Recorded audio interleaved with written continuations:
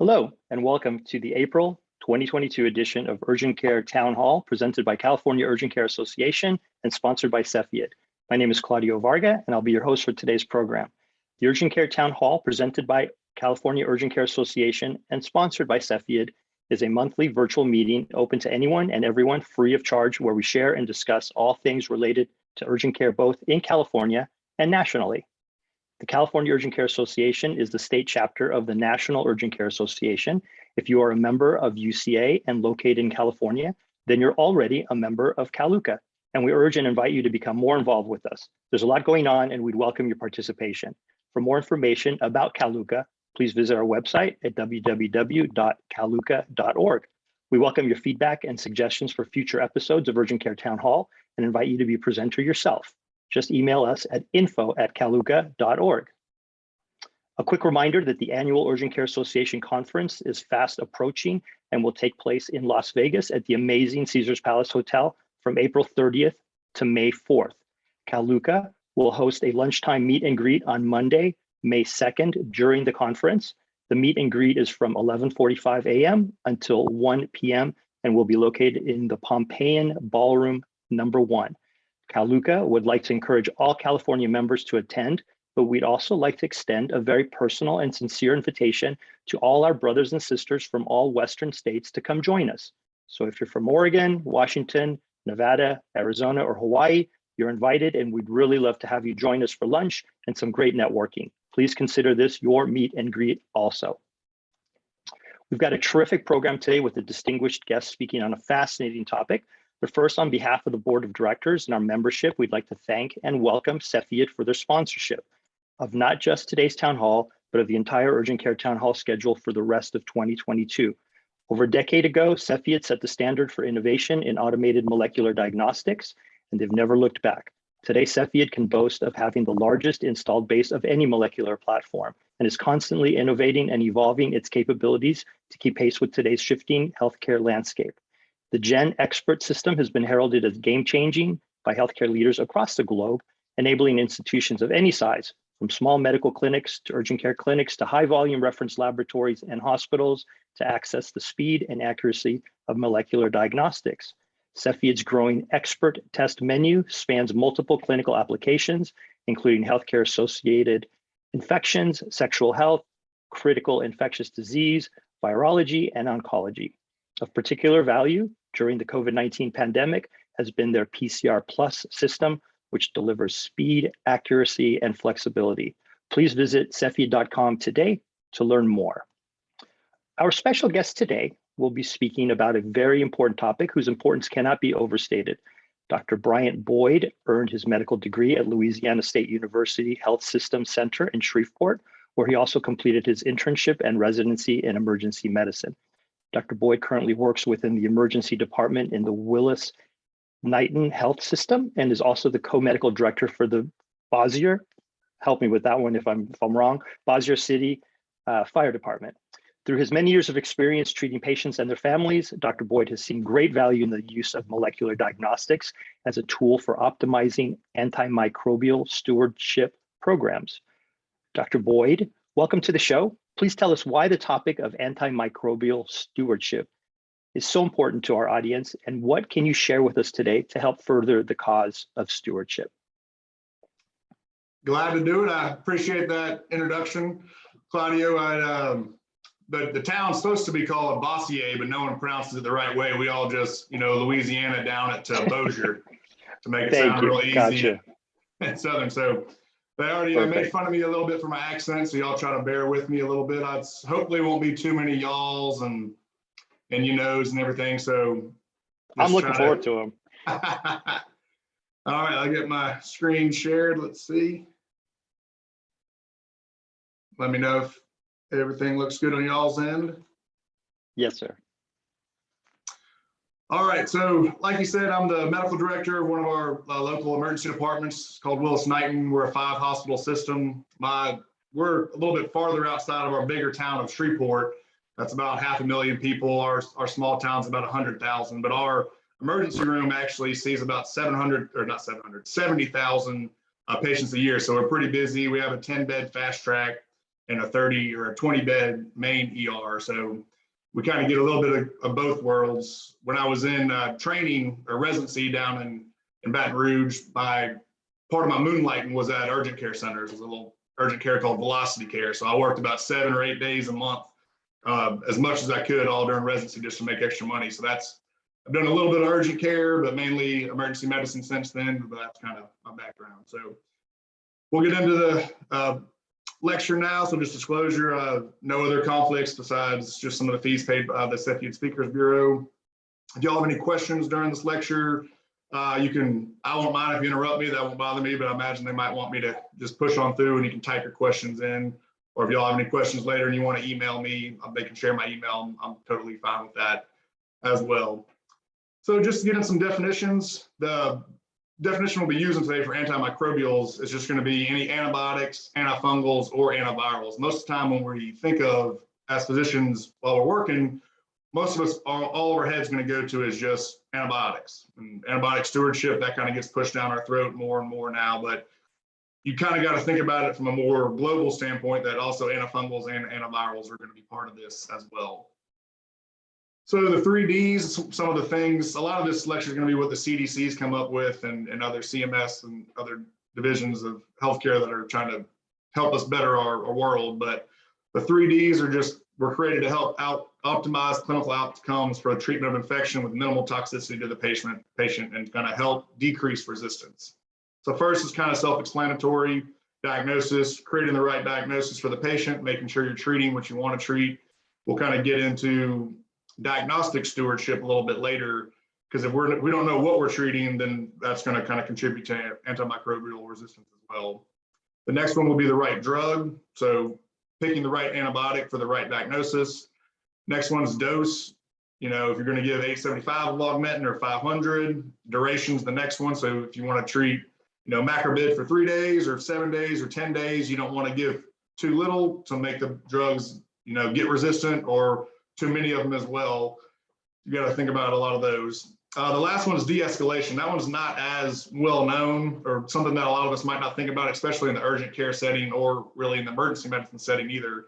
And that goes over, once you have a culture result back, that you switch from a broad spectrum antibiotic down to a more one that's not as broad spectrum. So switching from an IV, vancomycin down to IV Gent or IV Rocephin, whatever the culture results show. That's kind of what de-escalation goes over. So we as urgent care and emergency medicine don't get the luxury of doing that often, unless you get a urine culture sent back, to your clinic a few days later and the patient comes back the next day. You might get lucky along those lines.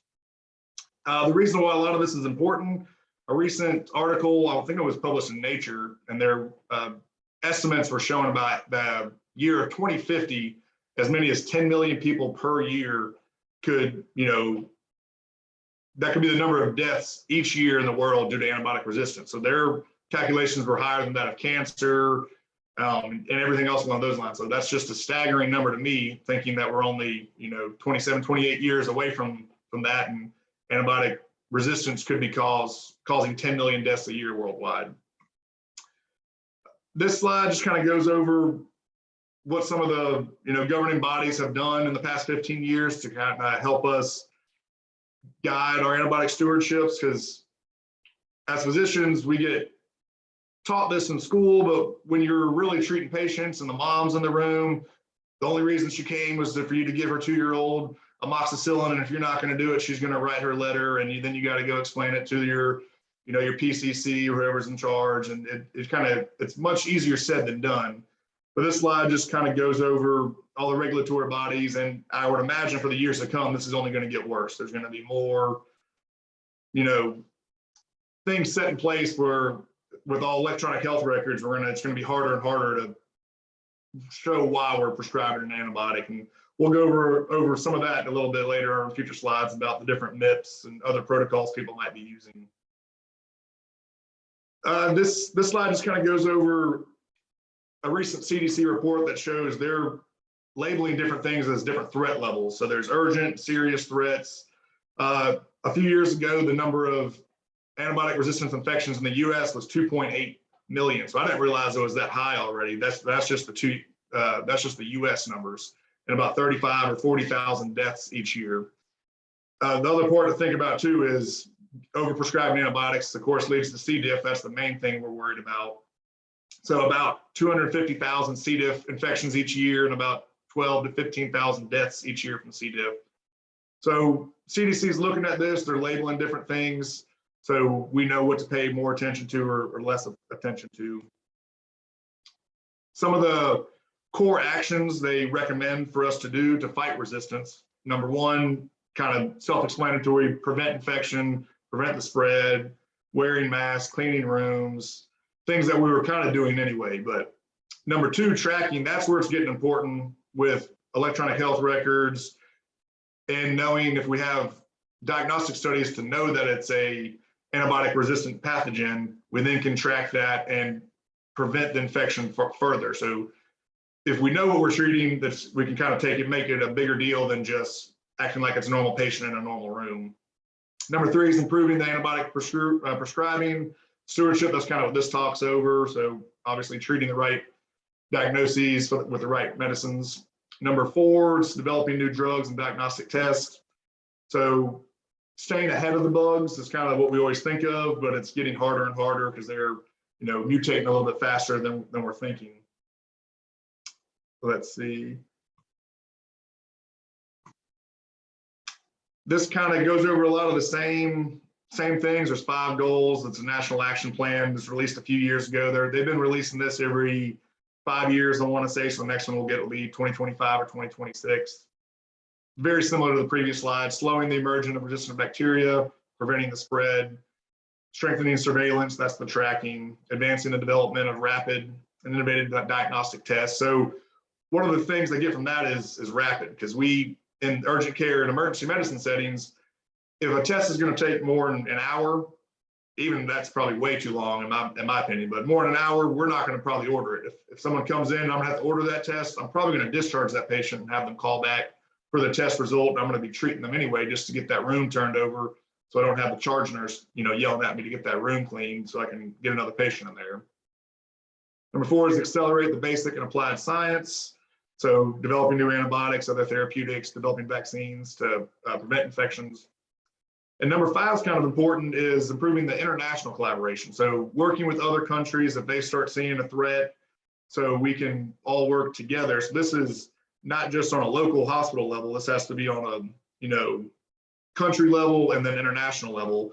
So it's kind of a connection between, you know, local health authorities, national health authorities, the environment, and actually some, you know, sometimes government. With all those combined will kind of help us spread antibiotic resistance or antimicrobial resistance.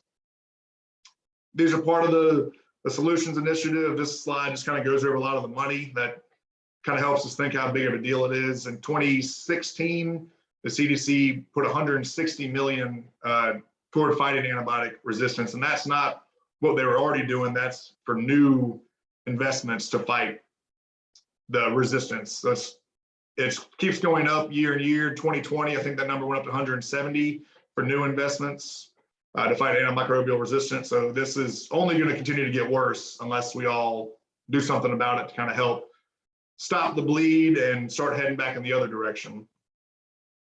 These are just different resources for different, if you work in different settings, there's a acute care, emergency care, nursing home care. So these are all available on the CDC websites if y'all ever want to look at them.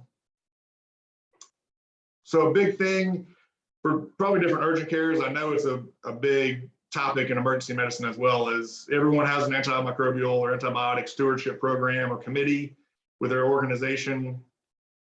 And it's not just a normal committee that you would think of, you know, medical records committee, because the antimicrobial stewardship committee kind of has a connection to the entire hospital. A lot of our reimbursements are going to be tied to our antimicrobial stewardship, you know, infectious disease, pharmacy for what antibiotics are ordering. So it's not just a committee that you have to be on one committee in the hospital, so you're going to pick this one. It's a much bigger deal than a lot of the people give it credit for, or at least that I gave it credit for when I came out of residency. I didn't think much about it, but the more and more you look into it, is the more frightening it can be of what could possibly happen. So now getting into diagnostic stewardship, it's kind of necessary for a successful antimicrobial stewardship. So this is kind of the flow chart. A patient comes into the urgent care EM setting. You do your H&P on the patient, clinical evaluation. You're then going to order a test on them more than likely. So you want to order the right test on the right patient under the right time. So a lot of this could be if they're on day 8 of flu symptoms and their brother and sister have flu, do you need to order a flu swab on that patient? You know, because you're not going to give Tamiflu. So that's kind of the right time component of it. So you order the test, goes to the laboratory, the rapid test is performed, hopefully in the same patient visit, you're going to get the result of that if it's a rapid PCR. So you want to be able to interpret the test correctly. So you can then choose the right antibiotic or antimicrobial and then give them the right time or dosage of the medicines. Then you obviously go ahead and diagnose and treat the patient at that time as well. So it's kind of a working connection between everything. Just because you have good antimicrobial stewardship, if you don't know what you're treating and you're treating them incorrectly, that's not going to help as much because it kind of goes hand in hand in diagnostic stewardship as well. So you have to trust your test equipment and be able to interpret the results of that, you know, diagnostic evaluation to be able to use it to guide our antibiotic choices. So this is kind of goes over how, you know, test methods work clinically. A lot of this is, you know, for PhDs. I didn't really care much about this, but the big one that everything's going to more of the gold standard is the PCR that you'll be seeing, you know, everywhere coming up. So the PCR just kind of amplifies the nucleic acid exponentially using a temperature cycling method. So they can detect genetic targets with very high sensitivity and specificity. That's why they're getting into different cancer, you know, targets. They can get on viral, fungal, or bacterial targets. So it's kind of the gold standard. Isothermal keeps it at a constant temperature. So it's kind of hard on multiplexing. It's only one test at a time. You can't do multiple things at once. So it's having, you know, more poor sensitivity for those. Antigen testing, that's kind of what all of us grew up on. Rapid strep, rapid flu. So it's kind of just detecting viral proteins or antigens.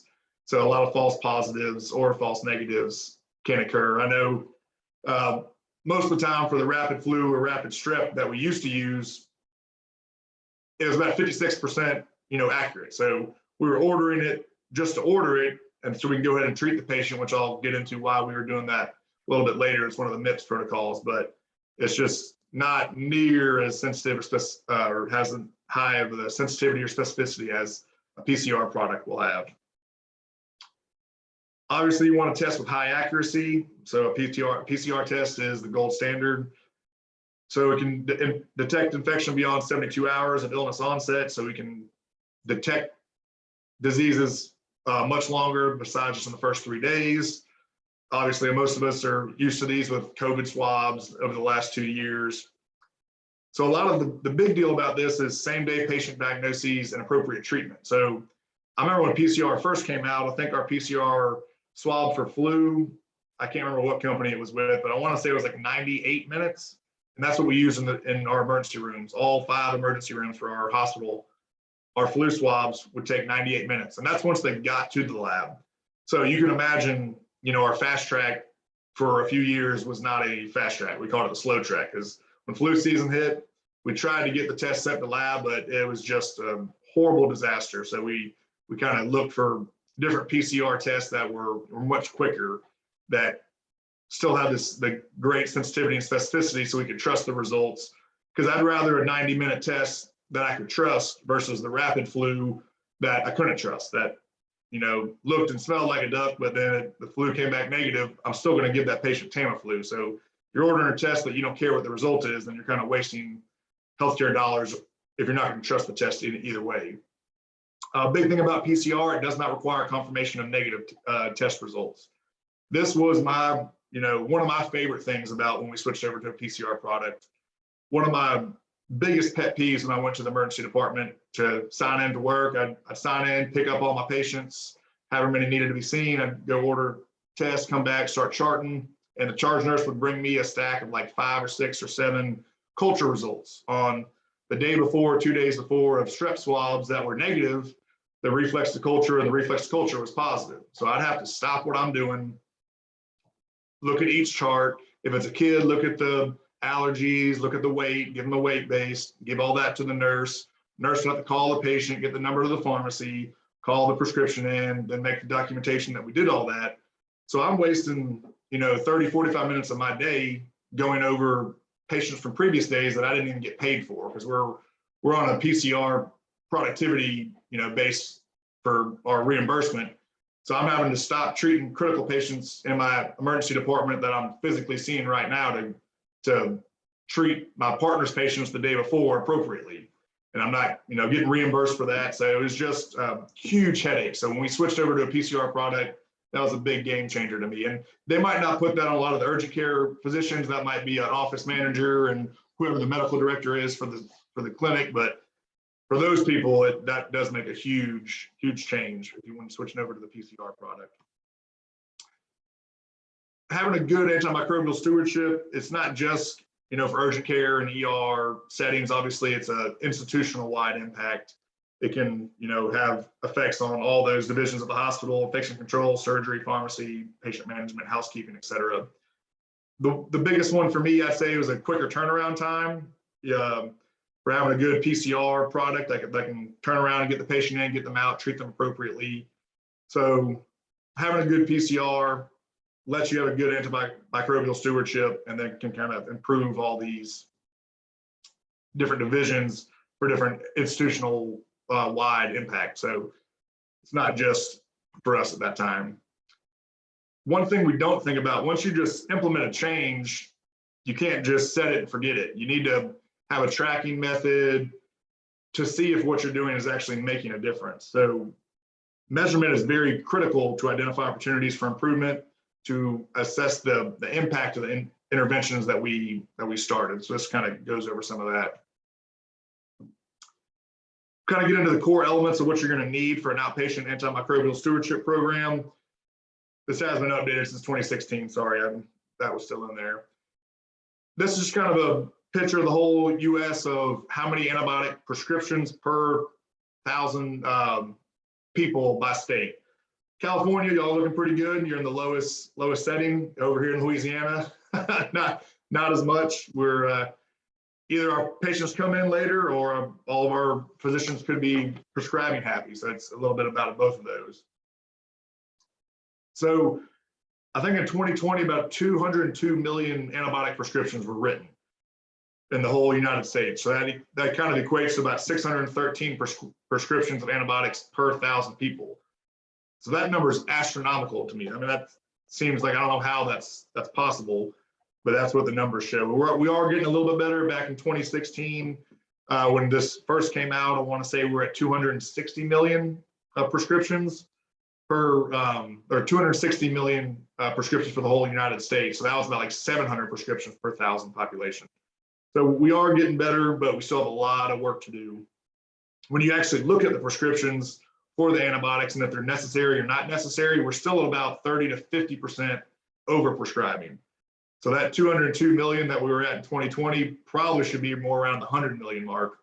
So about 300 per 1,000 population. So we still have a lot of work to do. There's a lot of inappropriate antibiotic prescribing methods obviously still going on. This kind of goes over half of the antibiotics prescribed on the outpatient setting are done by primary care. The rest are emergency medicine, urgent care, some of the other smaller clinics.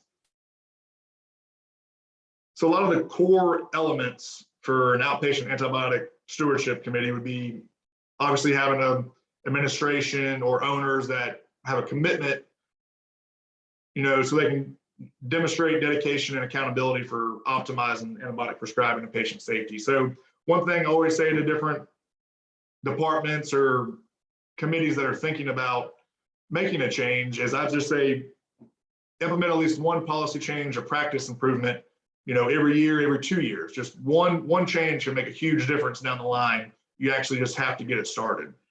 So if you just keep waiting, keep having meetings and don't do anything, that's not really helping. So taking action, just pick one thing and work toward it. That's kind of what my recommendation has always been. The third is tracking and reporting. Obviously, just making the change isn't as big of a deal. You have to see if it's actually making a difference.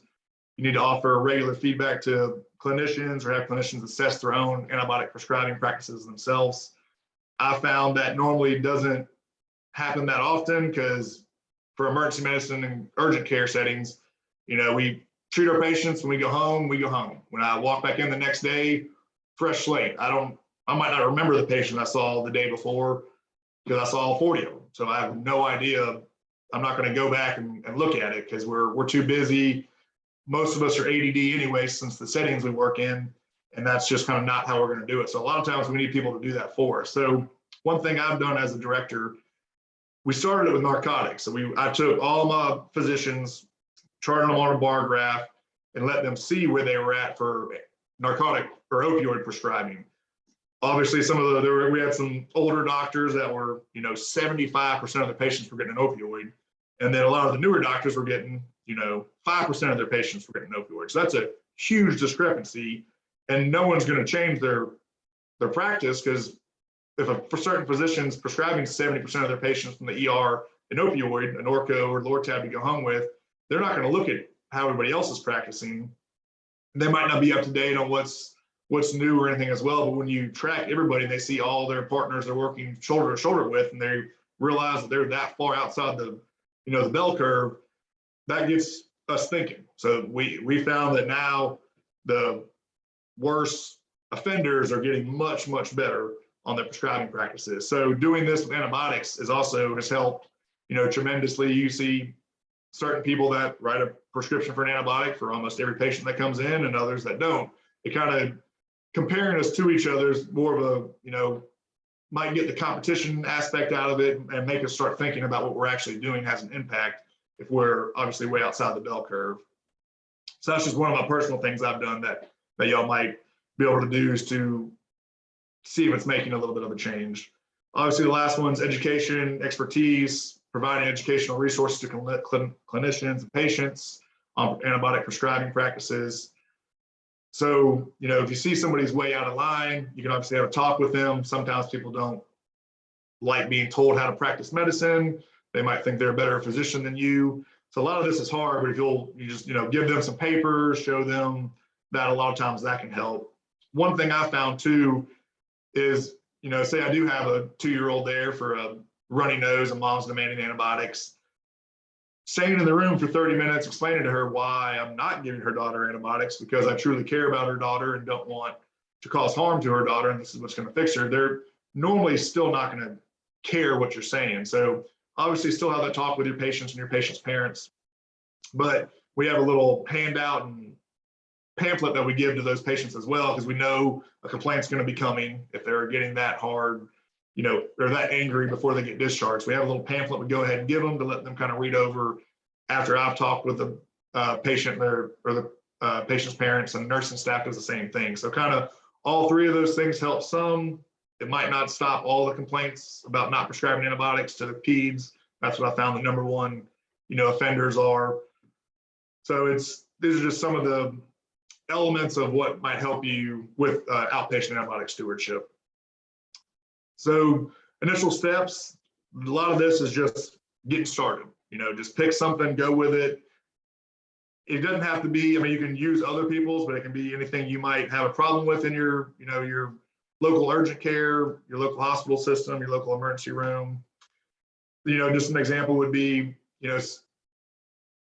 picking a disease where antibiotics are needed, like strep throat, group A strep, but a lot of times physicians are, or at least when I was in training, we would just use the center criteria. So, then fever, absence of cough, and tender lymphadenopathy, well, there's 3 out of the 4 right there. If you have the modified center, 3 out of the 5, boom, they're going to get a Pen G shot or Penicillin and out the door.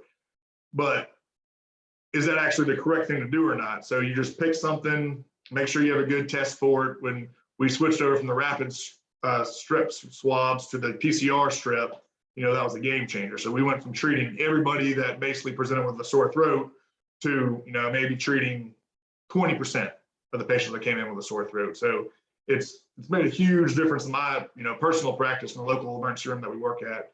So it's just kind of taking that initial jump and just picking something and going with it can actually make a big difference. this is always makes me laugh every day. You know, how many penicillin allergies do y'all get every day? I'm sure just as many as I do. I mean, everybody's allergic to penicillin. But if you look at the numbers, about 10% of the US population says they have a penicillin allergy. If you look at the number of those who have a true IgE mediated immune response, it's way less than 1%. You know, all these are probably coming from when they were younger, they had mono or a viral and they had mono or given amoxicillin, had a viral exanthem, you know, after they were started on amoxicillin back when they were younger as well. So that's the vast majority of these that I've seen. So it's hard to go through and ask the patients, you know, like, did your throat close up? Were you intubated when you were given a penicillin? And the vast majority of the time, they're like, I don't know, mom always told me I was. And I've seen this on like 80-year-olds. They're like, oh, my mom told me I was allergic to penicillin. I'm like, this makes no sense to me. So asking them some questions, because to be able to treat certain bacteria that all you need is penicillin for, PEN-VK, you know, bacillin along those lines, versus having to throw a big gun antibiotic at them, you know, can actually make a difference. So if you take some time, it'll help you a little bit. A lot of people still, you know, half of my partners don't even mess with this either. They're like, I don't have time to go ask them if they're really truly allergic to penicillin. If they're allergic, be done with it. I'm going to give them something else. So it's just another thing you could look at that'll help you. Some of the safety program for improving antibiotic use, there's 4 moments of obviously the antibiotic decision making. First, does my patient have an infection that requires antibiotics? That's easy. That's kind of everyone that comes in, unless they have an injury. Number 2, have I order the appropriate cultures before starting antibiotics. Urgent care might not be as big of a deal, but if I'm, you know, going to give someone IV antibiotics in the ER, I'm, you know, have to order cultures before that gets started, or I get a big ding. What empiric therapy should I initiate while I wait on those cultures to come back? A day or more has passed. Can I stop antibiotics? Can I narrow down the therapy? Switch from IV to oral? This is a lot of the de-escalation, one of those 5 Ds from previously, to only treat what's necessary, and so get rid of some of the newer generation antibiotics. So we can save those for the resistant bugs that we need. And then obviously the duration of antibiotic therapy for your patient's diagnosis. So you don't want to give them just 3 days worth, and that's not going to fix it. Or if they don't even have a condition that needs antibiotics, then you just expose their body to those 3 days of antibiotics unnecessarily as well. Getting into the molecular diagnostics. So this is how having a good PCR product or a molecular diagnostic laboratory can impact your antimicrobial stewardship.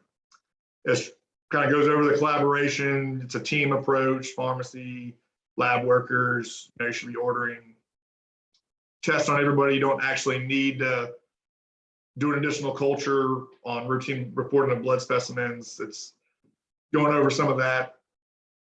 Effective patient management. Obviously, if you have a good product, a PCR, no matter what company you use, you know, you can use it in urgent care, specialty clinics, physician offices, emergency medicine, ERs. One place I actually got one of our PCR products is I'm the medical director of our local fire department, and I got a little mini machine to put at our central station. So the fireman calls in sick or starts getting a runny nose and they want to go to the ER urgent care, I just send them to our central station. We swab them. We have a little 4-plex test, strep, flu, RSV, and COVID. We also have a strep. If all that's negative, you know, they can go straight back to work. It saved them a copay. You know, we don't take anybody off the line. They stay at work. So you can put these, you know, machines anywhere, no matter how big or small your urgent care or specialty clinic is. Having a good PCR product that can get you results faster, so you can interpret those results and treat things appropriately, is paramount as well. Because if you have a PCR product that's going to take a day or two, you're going to already be treating that patient or not treating that patient. Can also go the other way until that result comes back. So now you've, you know, given unnecessary antibiotics, you know, larger broad spectrum antibiotics. You know, you might be isolating that patient. You know, you blocked a few beds, so you've wasted a lot of hospital resources that, you know, could have been prevented if you just had a better PCR system at that time. So time to results, you know, cost money and lives. So the faster, the more rapid, helps tremendously, especially in the urgent care setting when you need to get the patient in and out of there fast, or they're going to go somewhere else, obviously. We'll go over a little bit in respiratory diseases. Obviously, COVID is coming down now, but everyone's, still a hot topic. There's new variants. It's evolving every day. It's, very genetic diverse. It requires a lot of assay redundancy. So like 30% of the infections are asymptomatic. A lot of them have low viral load. So as the patient becomes more and more of us get vaccinated and get exposed to this virus, our viral load for once we get reinfected might be decreasing. So we're going to have products that can test smaller and smaller amounts of the virus. We actually can know if they are true positive or not for COVID. I'm thinking it's likely going to be here to stay. It's great right now. Everybody's having a good time, in person, meetings and dining and all that's coming back. So that's great. We're excited. But I think it's probably, in my opinion, it's probably going to be more like the flu.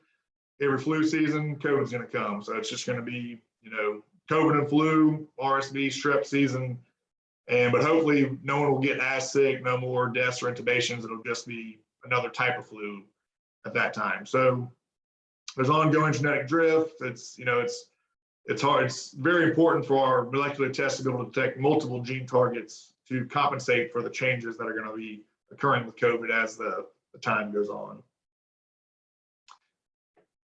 Sure, most of y'all know this respiratory testing season, flu, RSV, and strep. We're just now coming out of it, getting in April. All the urgent cares and emergency departments get flooded during the winter. Normally about twice as many patients as our summer months. So a lot of this just goes over being able to plan for this. If you have a new office manager that might not know this, and they're ordering 100 flu swabs or PCR tests, each month, and you're almost going through them each month, they need to know starting in November, December, she probably needs to quadruple that number, because the number of tests that are about to be needed are going to go through the roof. Most of the time, that's not a problem, because most of these emergency departments or urgent care settings have been open for a while and they know what to expect. Obviously, we need highly sensitive tests. It's important. PCR tests are something we can use to detect COVID or flu. The rapid flu antigen tests had very poor sensitivity. So that's why the PCR products that are coming out now with all the different companies have been, a godsend and great for us to be able to treat what we want to treat. One of the new things that's now coming out with the CDC and a lot of the new recommendations is co-testing. So if you have a different company, say for flu, then you have a different company for RSV, you have a different company for COVID, the nurse is going to have to take a swab from the patient, 3 different swabs, put them in 3 different machines if your laboratory setting, stepwise bought the new PCR products. So there's certain companies that have multiplex testing. That's what everybody's kind of going to. One swab, put it in a cartridge, you can get a COVID result, a flu result, an RSV result, all at the same time. 20-something minutes, you'll get all those results once it's on the machine running. So having it there at the point of care has been great. Obviously, the right management depends on the right diagnosis of each pathogen. This is going over some of the NIH or CDC recommendations. So when COVID and influenza viruses are co-circulating, the panel recommend testing for both viruses in all hospitalized patients with any acute respiratory illnesses. On an outpatient setting, if the clinical management is going to be different, if it's flu or COVID, then they recommend testing for both. I don't know why they would think clinical management wouldn't be different. You're going to, possibly give a flu or a Tamiflu versus symptomatic treatment for COVID. So, every patient that came in over the last few months for us, we were, doing one of the multiplex tests in our, local emergency department. This one goes over a little bit about RSV. We can skip over this.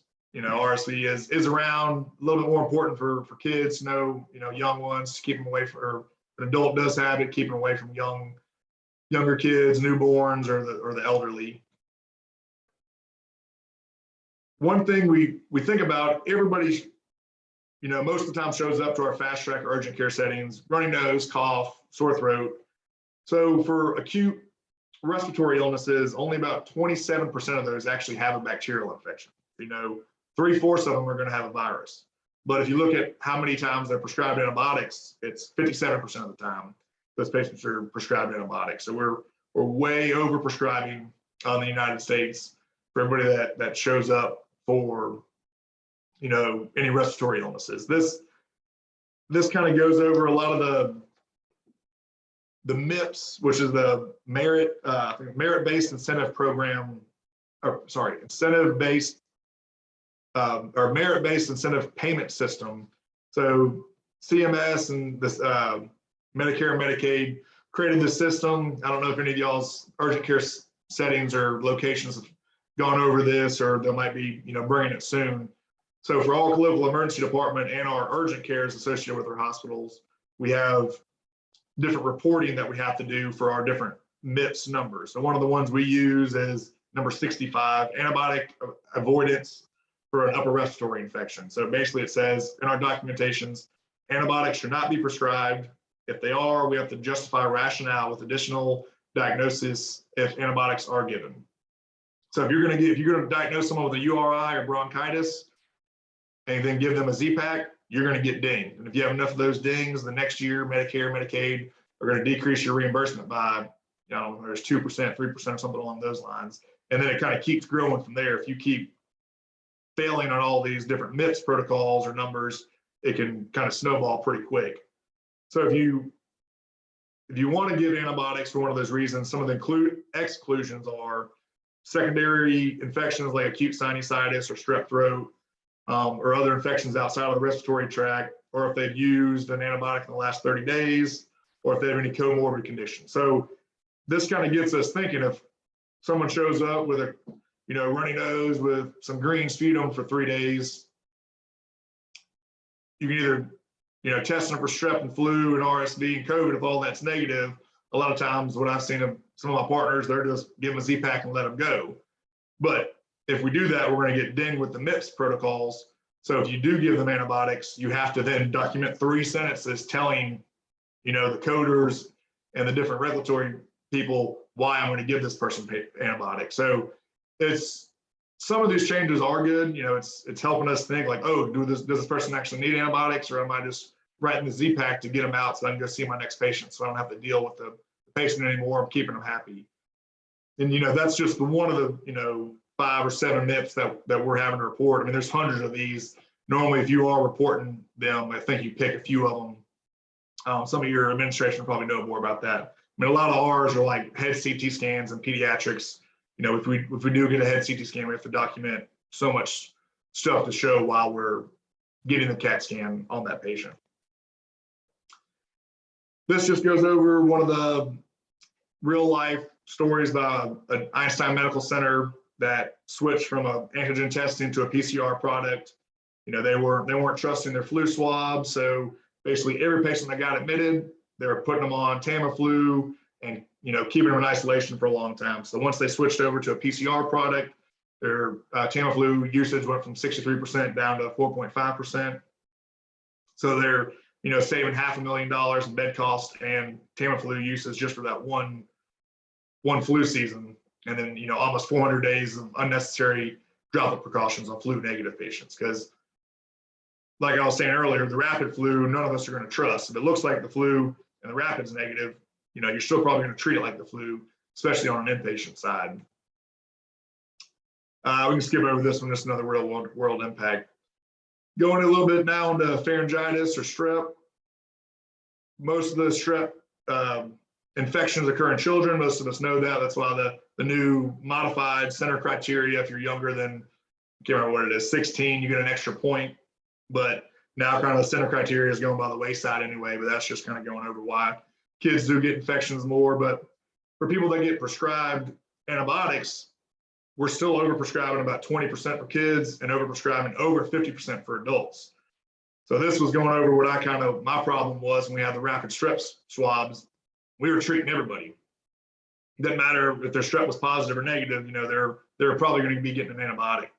I'll go over why we were ordering those strep swabs, you know, here in a little bit. This is a little impact brief I did with Cepheid a few years ago when we switched over from our rapid swabs to our PCR product, because I was you know, a little bit worried when we did switch over. I was like, well, I'm going from a rapid test that's, you know, a few minutes long to a PCR product that's going to take, you know, 26 minutes for a strep result. Like, we don't have time for that. Our wait times are going to go through the roof, or left without being seen rates are going to go through the roof. So I kind of started tracking things to see if it actually made a difference. But I was, you know, pleasantly surprised that the opposite actually did happen. So we'll go over a little bit about the impact brief. So like I said, our local emergency department sees about 60 or 70,000 people a year. We have a 30-bed, 20 of those beds are, you know, higher acuity beds. 10 of those are in a fast track. So what we looked at for this impact brief was just clinical symptoms of strep throat. So, you know, they come in sore throat, or they come in with a complaint. My sister has sore throat and I have a fever. We kind of left out a lot of the major flu symptoms and left out a lot of like anything else. You know, I stubbed my left toe. If they had multiple complaints, we kind of left those out as well. So what we would then do, they came in, obviously we'd order a rapid strep test. We were using the enzyme immunoassays at that time. One of the MIPS protocols we were using, that if you treat somebody with antibiotics, you have to have ordered a strep swab. Doesn't matter if the strep swab was positive or negative, you had to have ordered one. So that was one of the protocols, you know, a few years ago that we were actually reporting to the CMS for the MIPS protocol. So it was a, you know, a pain in our butts. We hated every second of it. Like, mom, dad, sister, and brother all have strep. I need to treat this patient, but if I don't order a strep screen on this patient, I'm going to get dinged. So we were ordering the strep swabs on these patients. Normally I'd order the strep swab and order the treatment, you know, the injections all at the same time, because most of the ones that we see in the emergency department, we're just giving the one-time injection with or without steroids, you know, instead of giving a kid 10 days of amoxicillin, because I don't know, most of y'all that have kids know how miserable it is fighting with a 3-year-old to get them to drink, you know, 7 milliliters of something twice a day for 10 days. Like, no one's going to finish that out. When the kid starts getting better, they're going to stop taking antibiotics. So that's another reason. So we weren't trusting the strep results anyway. That's why we went to using the center criteria. You know, if they look like strep throat, or they had in the higher likelihoods using the center criteria, we just go ahead and treat those patients at that time. So that's what we were doing back 2016. 2017, along those times. The challenge is we didn't have any confidence in the rapid strep swab. That's why we were treating everybody, but we were still having to order the strep swab. So this led to an increased length of stay that we didn't really think about as well. We were giving antibiotics. We're holding the patients for 15 or 30 minutes after, you know, for a shot clock is what we call it, to make sure they don't have an allergic reaction. A lot of times, not every time, you know, once the nurse starts the patient on a shot clock, they're going to go start dealing with their other 2 or 3 rooms. You know, now they might forget about that patient. So an hour later comes, like, oh, that patient can go now. So that bed just got blocked for 45 minutes unnecessarily, just because you gave someone a Penicillin shot or Rocephin shot or Penicillin G shot, whatever it was. But when we started looking at it, we're probably over treating the vast majority of these because we're not treating them appropriately because we don't have a test we trust. I already went over the culture confirmation callbacks. Like I said, that was the bane of my existence.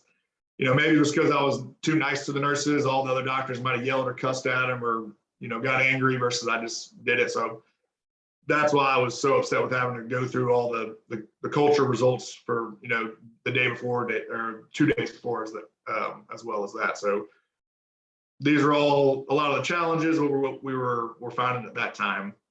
So the impact, we switched from the rapid, we got our PCR product. It's taking longer to run the test versus the rapid one. But what we did, if the patient came in complaining of sore throat, the triage nurse would go ahead and obtain the strep swab, send it to the lab.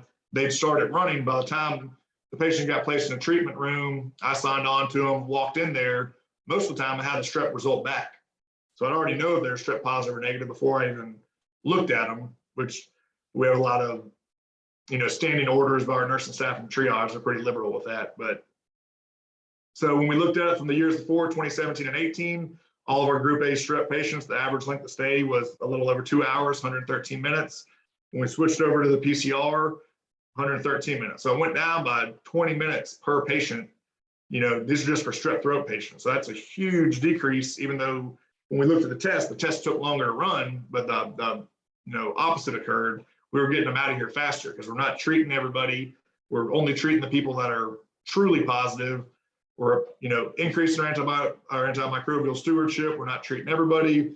So it's kind of just too many, improvements to mention, but those are kind of the same ones. We actually switched over to the PCR flu product as well. And the flu swab, I want to say at that time, was maybe a 32-minute test. It's gotten better now, but our flu patients went down by over 30 minutes. But that's a whole nother topic down there. We didn't look at any of those for this. So time spent on callbacks, that's 20 minutes.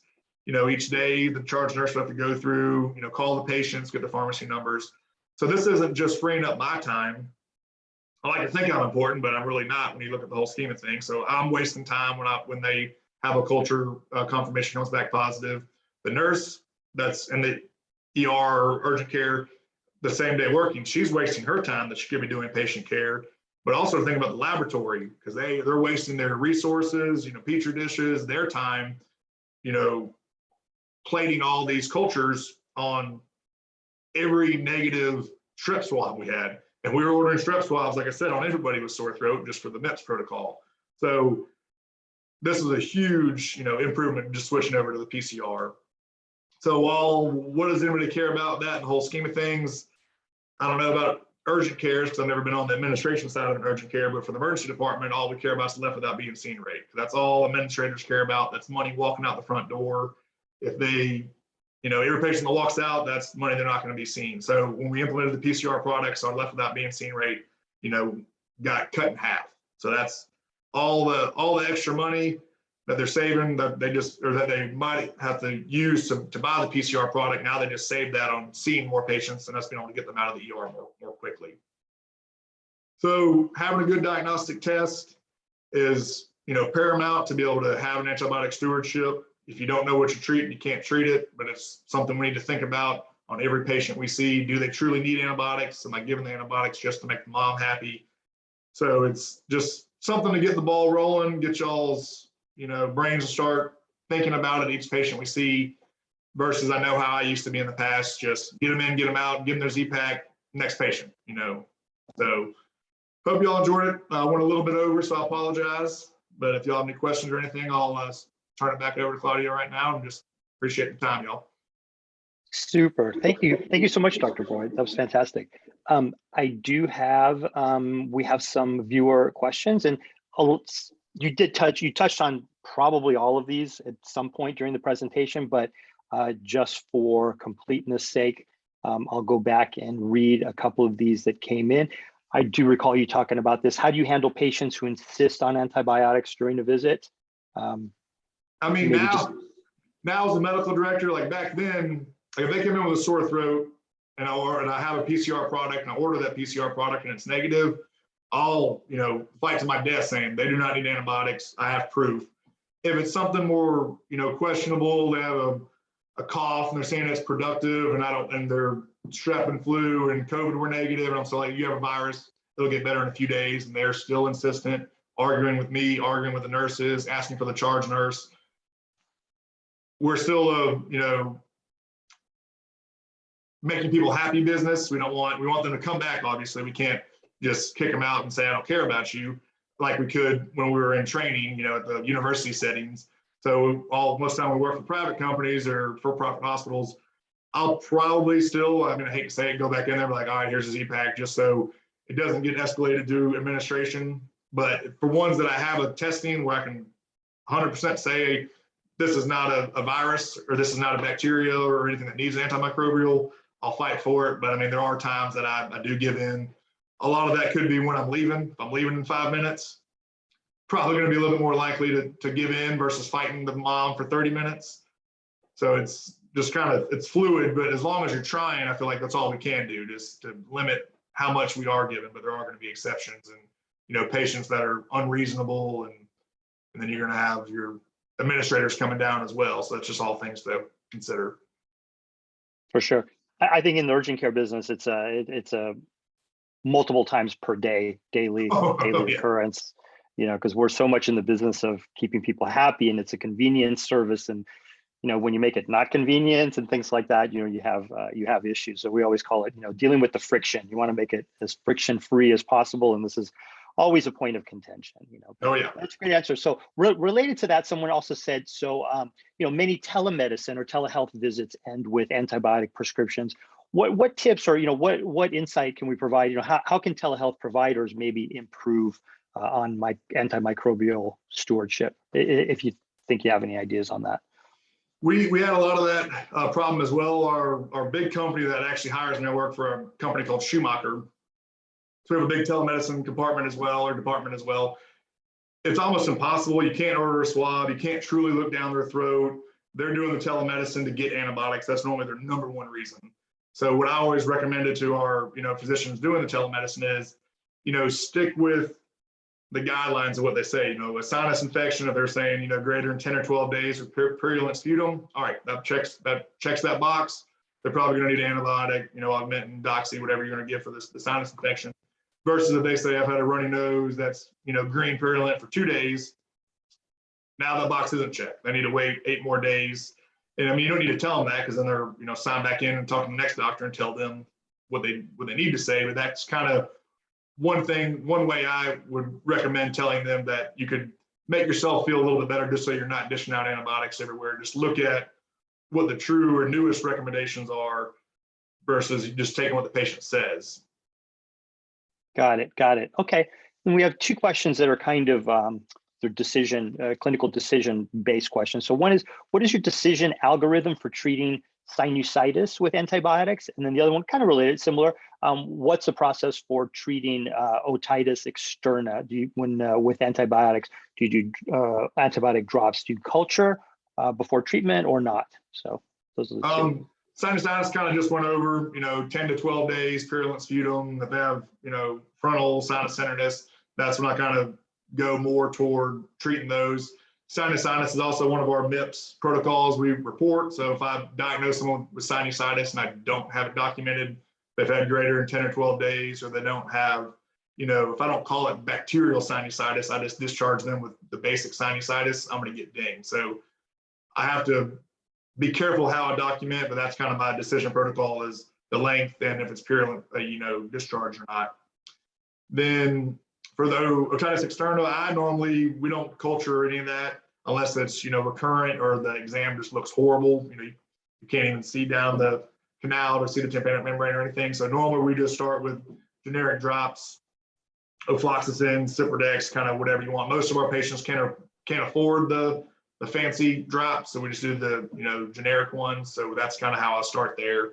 If they are representing or their tympanic membrane looks horrible at the same time, if you can see it, then I'll go ahead and sometimes give them antibiotics as well. Because a new thing, a research paper just came out that looks at, I can't remember if it was which country in England it was, but for otitis media, anybody older than 2, they weren't treating with antibiotics. So they're finding the same outcome. So if they're under 2, they're still recommending it, but older than 2, they're saying there's really no benefit of antibiotics. They're all going to get better anyway. And if they don't, they come back and then you treat them with antibiotics. And the same thing, that same country is looking at strep as well, for treating strep throat with antibiotics. So you're treating strep because you don't want all the complications of untreated strep, the rheumatic heart disease and post-streptococcal glomerulonephritis.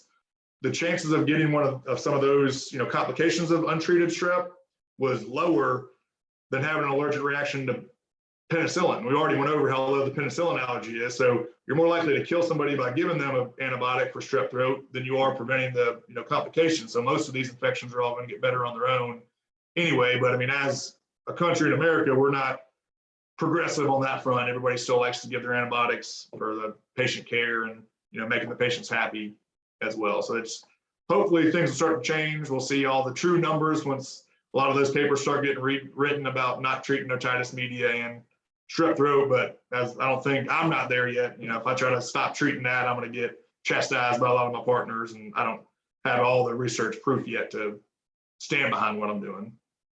Yeah, well, the challenge is, you get better data and you get better information on your end of things, but it changes the perception in the public. Now you have to go and explain the new, this is why we do this. Now you have to forget everything you thought you sort of kind of knew a little bit before, and that's all out the window. And this is a whole different thing. So got to bone up on that whole public relations thing and the communication skills, right? Yep. You do that every day. You do that every day. So, okay, last question. So this is COVID related and kind of asking you to look into the future a little bit. But so COVID, we're not really sure, is it going to be seasonal or not? I mean, there's reasons for and against it. But would you consider just routinely testing, doing like COVID PCRs routinely on patients with URI symptoms? If we start seeing an uptick again, and it's in a flu season or something along that line, like one of those recommendations I went over that the CDC and NIH panel, recommended, I would at that time, if they come in with an upper respiratory symptom, we don't even have a choice to order just a COVID. Ours comes in a pack. So if I'm ordering flu, I'm getting a flu, COVID, and RSV. Now they might not give me the results if I only order a COVID. They're only going to result the COVID, but the machine has the results for the other 3 tests. So I can just call them and ask them, or, if one of them does pop back positive, they'll call me and be like, hey, order that RSV, it's positive. And then I'll pop it back out. So I would recommend if they come in with respiratory symptoms and there is an uptake, their recommendation was if it's going to change your clinical management of that patient, then go ahead and order it. If they're on day 10 of symptoms, I would say don't order it because you're not going to give them anything different. You're just going to say you're going to be better in a few days. Makes sense. Makes sense. Well, Dr. Boyd, thank you so much for spending the time with us today. I'm sure everyone found it as fascinating as I did. And again, we will share the recording of this with our email list and send a copy over to yourself as well. You can have that and use that. And so thanks very much. How else can people get a hold of you if they want to follow up with some questions?